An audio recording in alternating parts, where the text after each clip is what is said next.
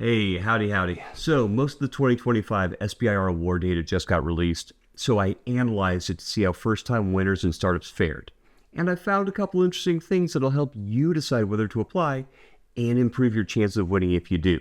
Or at the very least, save you from pitching the wrong agencies, which the data makes embarrassingly clear. But we're all busy, so here's the TLDR.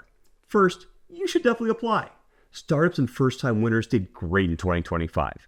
And second, where to apply depends on how mature your company is. If you're pre-seed, focus on NSF. If you're seed stage, focus on civilian agencies. And if you're Series A or later, open topics in the DOW are the way to go. And this is important because if you pitch the wrong program, you're not just wasting 100 hours, you're burning credibility that you'll need later. So now that you have the headlines, the rest of this video is just me walking through detailed analysis of the 2025 win rates and trends, so your call whether to stick around. I mean, the rest of the video is like 3 minutes long, and an SBIR application takes weeks, but your call on whether this is a good investment of your time.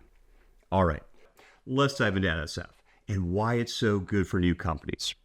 First reason, you can propose damn near anything to the NSF. No waiting around hoping that they release a topic aligned with your work. You just tell them what you want to do, and they'll at least consider funding you.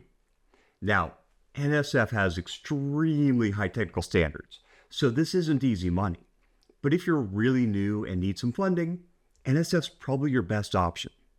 Second, they're very open to first-timers. Green is the percentage of winners who are first-time winners, and the red are people who'd previously won. So you can see that over half of all 2025 NSF winners were first-timers. Let that sink in. More than half of the NSF's winners in 2025 had never won before. That's not a fluke, that's a structural opportunity. And to be clear, this doesn't mean that they won on their first try. I don't have data on who applied, just who won. But bottom line, lots of companies are getting their first break at the NSF. Third, if we look at the maturity of the winners, so green is pre-seed companies, red is seed, pink is Series A, and blue is Series B stage companies. And at NSF, almost 3/4 of the winners were pre-seed. Again, this is not an accident.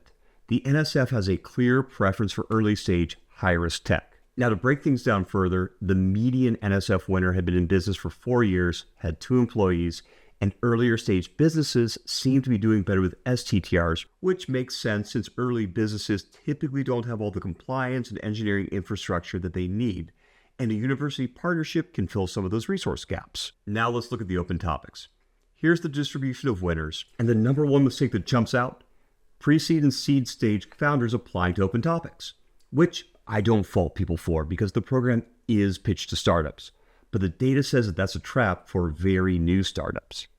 So we can see that open topic winners tend to be at the more mature end of the spectrum. And this makes sense, right? The purpose of the open topic is to find proven commercial technologies and then provide funding to modify them to meet government needs. And kind of by definition, early stage companies don't have mature proven tech. And here's the distribution of winners by age and employment to help you figure out whether you're in the sweet spot for open topic funding. So the data tells us where to apply. But here's the thing. Knowing where gets your foot in the door, but winning proposals look very different from the ones that lost.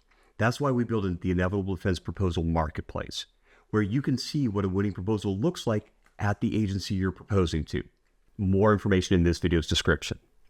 All right, back to the 2025 winners. Here are all the non-NSF, non-open topic winners by maturity. And as you can see, some agencies are pretty early stage friendly, while some aren't. So if you have a choice, target the agencies that align to your stage of development. And if you want to go after an agency, but you're a little earlier stage than they like to invest in, consider pitching an STTR. As with NSF, the STTR is a bit more early stage friendly. But keep in mind, these agencies publish specific topics, which means that you have to wait for them to ask for a solution related to your tech before you can apply. So here's the bucketing of the technologies that got funded in 2025. So if your tech is in AI or ML, you've got really good odds of a topic coming out. While if your tech is down here, you're probably only getting 1 or 2 bites of the apple. Unless, of course, something big happened during 2025 that would reshape government priorities. Of course there was. Hell, some of these agencies got doged nearly out of existence. So I'll show you how startup funding has shifted in Trump's first year and which founders are getting hurt in the next video.